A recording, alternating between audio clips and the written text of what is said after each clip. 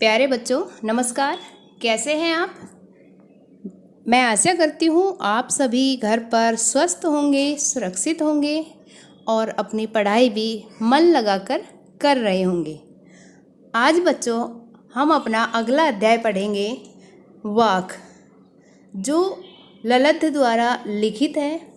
ये एक कश्मीरी कवयित्री थी जिनका जन्म 1320 ईस्वी के लगभग कश्मीर के सिमपुरा गांव में हुआ। इन्हें कश्मीर की मीरा कहा जाता है। इन्होंने मीरा, तुलसी, कबीरदास आदि की तरह धर्म की मान्यताओं से ऊपर उठकर मानवता व मानव प्रेम को ही प्रमुख माना है। वे धर्म की मान्यताओं आडंबरों से ऊपर उठकर उस प्रभु भक्ति की अनिवार्यता पर जोर देती है जिससे उनका जीवन जुड़ा हुआ है। वाक का अर्थ होता है बेटा वाणी। तो उन्होंने अपनी वाणी के माध्यम से क्या कहा है, इस कविता के माध्यम से हम जानेंगे। पहला इसमें वाक है बेटा, रस्सी कच्चे धागे की खींच रही मैं नाव, जाने कब सुन मेरी पुकार, करे देव भव सागर पार। पानी टपके कच्चे सकोरे, व्यर्थ प्रयास हो रहे मेरे, जी में उठती रह हुक, घर जाने की चाह है घेरे। तो यहाँ पर बेटा कच्चे धागे यानी कि कमज़ोर, जो हमारी सांस है वो सांस कमज़ोर बताई है, कच्चे धागे के समान। देव का अर्थ है परमात्मा। भवसागर किसे कहा है? संसार रूपी समुद्र, यानी जो ये संसार है ये कवित्री के अनुसार एक समुद्र है। सकोरे होता है बेटा मिट्टी का पात्र, कच्चा पात्र। व्यर्थ बेकार, हुक तड़प और चाह मतलब इच्छा। तो क्या कहती है, ध्यान से सुनना ताकि आप इनकी वाक को समझ पाएँ और क्या कह रही है इसमें आप सुने। कवित्री कहती है कि हे परमात्मा, मैं जिस जीवन रूपी नाव से इस सांसारिक सागर को पार करने का प्रयास कर रही हूँ और जीवन रूपी नाव को प्राण रूपी रस्सी से खींच रही हूँ, वह बहुत ही कमज़ोर कच्चे धागे की है। यानी कि हमारी सांस है वो कब रुक जाए हमें नहीं पता। मैं इस प्राण रूपी रस्सी से जीवन रूपी नाव को अधिक दिनों तक नहीं खींच सकती। न जाने मेरे प्रभु मेरी पुकार कब सुनेंगे और मुझे भवसागर से पार करेंगे। मेरे सारे प्रयत्न व्यर्थ होते जा रहे हैं। यदि प्राण बचाने के लिए एकमात्र सहारा जल उपलब्ध है भी, तो मेरे पास यह शरीर रूपी कच्चा सकोरा है, कच्चा पात्र है जिसमें पानी अधिक देर तक नहीं टिकता। यदि हम मिट्टी के कच्चे बर्तन में पानी डालते हैं तो वो रिसता रहता है। आपने देखा होगा मिट्टी का जो घड़ा होता है उसमें जब हम नया लेके आते हैं और पानी डालते हैं तो उसमें नीचे से पानी टपकता रहता है। तो इसमें बताया कि जिस तरह पानी अधिक देर तक उस पात्र में नहीं टिकता, रिस जाता है, अपने प्रभु से मिलने के मेरे सभी प्रयास व्यर्थ हो रहे हैं। मेरे हृदय में यानी मेरे मन में बार बार तीव्र इच्छा है कि मैं अपने प्रभु से मिलूं, लेकिन न जाने मेरे सारे प्रयास व्यर्थ क्यों हो रहे हैं, कब मैं अपने प्रभु से मिलूंगी। मुझे घर जाने की चाह ने, घर जाने की इच्छा ने घेरा हुआ है। यहाँ पर बेटा घर जाने की इच्छा क्या होती है? यानी प्रभु से मिलने की इच्छा। इस सांसारिक मोह माया को छोड़ करके प्रभु से मिलने की इच्छा है कवित्री की।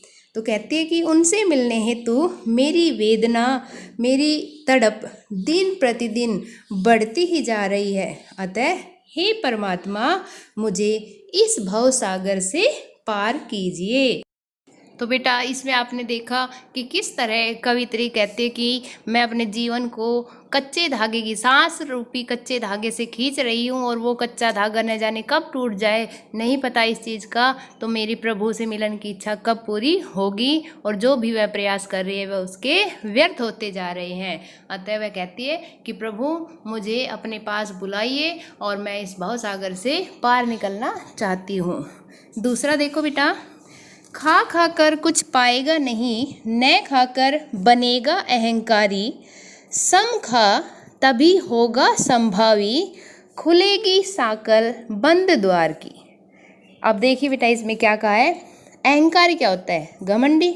सम का अर्थ होता है बेटा यहाँ पर कि बाह्य और अंतःकरण की जो इंद्रियां होती है उस पर नियंत्रण रखना। समभावी समानता का भाव। साकल होता है कुंडी, या यहाँ पर हम कह सकते हैं बंधन। तो क्या कहा है कवित्री? हे मनुष्य, तुझे भोग में लिप्त होकर कुछ भी प्राप्त नहीं होगा। भोग और संन्यास दोनों मनुष्य को राग द्वेषी बनाते हैं, जिससे परमात्मा मिलन के सारे द्वार बंद हो जाते हैं। यदि मनुष्य भोग त्याग कर, यानी कि खाद्य पदार्थ को त्याग कर वैरागी हो जाएगा, साधु सन्यासी बन जाएगा, तो तंत्र साधनाएं उसे अहंकारी बना देगी। उसके अंदर अहंकार आ जाएगा कि मैं तो सन्यासी हूँ, मुझे सब कुछ आता है, मैं सब कुछ जानता हूँ, और उसे लगेगा कि वह परमात्मा से श्रेष्ठ हो चुका है। कवित्री कहती है कि भोग और वैराग्य के मध्य एक मार्ग और है कि ना तो हम बहुत ज़्यादा खाएंगे तब हमारा कुछ हो पाएगा, और ना ही हम भूखे रहेंगे हम तब कुछ कर पाएंगे। तो कहते हैं इन दोनों के बीच का एक और मार्ग है, और वह है समानता का। जो मनुष्य सुख दुख दोनों ही स्थितियों में संतुलित रहता है, अर्थात समानता का भाव रखता है, उसके लिए मुक्ति रूपी द्वार की कुंडी स्वयं ही खुल जाती है, और तब उसका परमात्मा से मिलन संभव हो जाएगा। यानी कि वो बीच का मार्ग अपनाए, समानता का भाव रखे, ना किसी में भेदभाव करे, ना किसी प्रकार का अहंकार करे, तो वह ईश्वर को प्राप्त कर लेगा। अगला है बेटा तीसरा वाक्य। आए सीधी राह से गई न सीधी राह, सुसुम सेतु पर खड़ी थी बीत गया दिन आह। जेब टटोली कोड़ी न पाई, माझी को दूं क्या उतराई। तो बेटा यहाँ पर सुसुम सेतु आया है, इसका अर्थ है इड़ा और पिंगला नाड़ी को जोड़ने वाली एक नाड़ी, यानी कि जिसको हम जागृत करते हैं, कुंडली जागृत करना, यानी कि सिद्धियों के द्वारा हम ईश्वर को प्राप्त करने की कोशिश करते हैं। और कोड़ी होता है मूल्य या दाम, और माझी होता है नाव चलाने वाला, और यहाँ पर हमारी नाव कौन चला रहा है? ईश्वर। उतराई होता है कि जब हम नाव चलाकर, यानी कि किसी चीज़ में बैठकर हम दूसरी जगह पर जाते हैं तो हमें उसका किराया देना होता है। तो हम इस जीवन रूपी नाव में बैठकर जब हम सफ़र कर रहे हैं और ईश्वर के पास जाएंगे तो हम उसे क्या उतराई देंगे, उसका क्या शुल्क देंगे।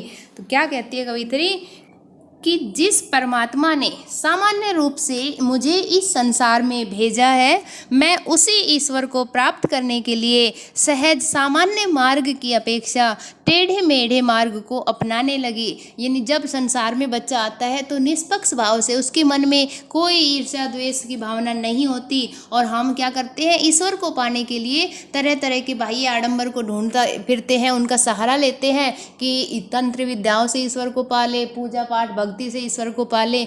लेकिन अगर हमारा मन स्वच्छ होगा, पवित्र होगा, तो हमें बाह्य आडंबरों की आवश्यकता नहीं होगी। क्या कहा है कवित्री ने कि कई तरह की तंत्र साधनाओं के सहारे सुषुम्ना नाड़ी को जागृत कर परमात्मा को प्राप्त करने के भ्रम में मैंने पूरा जीवन, संपूर्ण जीवन बिता दिया। अंततः जब संसार रूपी सागर से उतरने यानी किनारे पर पहुंचने का समय आया, तब मैंने अपनी जेब टटोली तो ईश्वर रूपी माझी या नाविक को देने के लिए मेरे पास कुछ नहीं था। मैं भूल गई कि ईश्वर को दिखावा और आडंबर नहीं, बल्कि भक्त की सहज भावना, उसका प्रेम चाहिए। इस अर्थ में मेरा जीवन निरर्थक रहा, बेकार रहा, क्योंकि जीवन के अंत में ईश्वर को अर्पित करने के लिए मेरे पास कुछ भी नहीं था, मेरे पास अच्छे कर्म नहीं थे। इसलिए हमें हमेशा अच्छे कर्म करने चाहिए। अगला देखिए बेटा, थल थल में बसता है शिव, भेद ने कर क्या हिंदू मुस्लिम, ज्ञानी है तो स्वयं को जान, वही है साहिब से पहचान। यहाँ पर बेटा साहिब का अर्थ ईश्वर या खुदा से है। तो क्या कहती है कवित्री कि परमात्मा प्रकृति की कण कण में बसा हुआ है, प्रत्येक कण में ईश्वर का निवास है। ईश्वर तत्व मनुष्य में जीवन तत्व यानी कि जीवन रूप मिला है, ये ईश्वर की ही माया है। तो इसलिए ईश्वर हमारे अंदर विद्यमान है, मौजूद है। परंतु भिन्न भिन्न धार्मिक मान्यताएं हिंदू मुसलमान के ईश्वर में अंतर करती है कि जो हमारी धार्मिक मान्यताएं हैं वो ही हमें इनको अलग अलग करना सिखाती है कि हम पूजा पाठ किस विधि से करें, अगर रोज़ा रखा है तो किस विधि से। ये संसार में जब बच्चा आता है उसे इस तरह की बातों का नहीं पता होता। इस समाज ने आकर के ये सारी चीज़ें हमारे अंदर डाल दी है।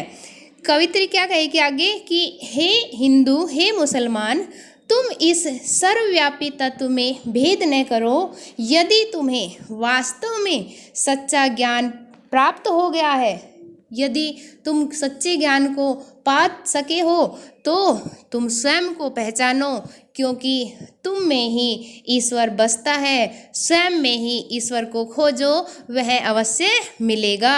वह चेतन रूप में हमारे अंदर मौजूद है। हमें ईश्वर को कहीं भी ढूंढने की आवश्यकता नहीं है। यदि हम सच्चे मन से, पवित्र मन से इस संसार में भलाई के कार्य करें तो हम ईश्वर को अपने मन में ही पा सकते हैं, अपने मन में ही खोज सकते हैं। तो बेटा इसमें वाक्य के द्वारा कवित्री ने क्या कहा है कि मनुष्य को संकीर्ण संप्रदाय यानी मनुष्य को समाज की छोटी सोच से ऊपर उठकर ईश्वर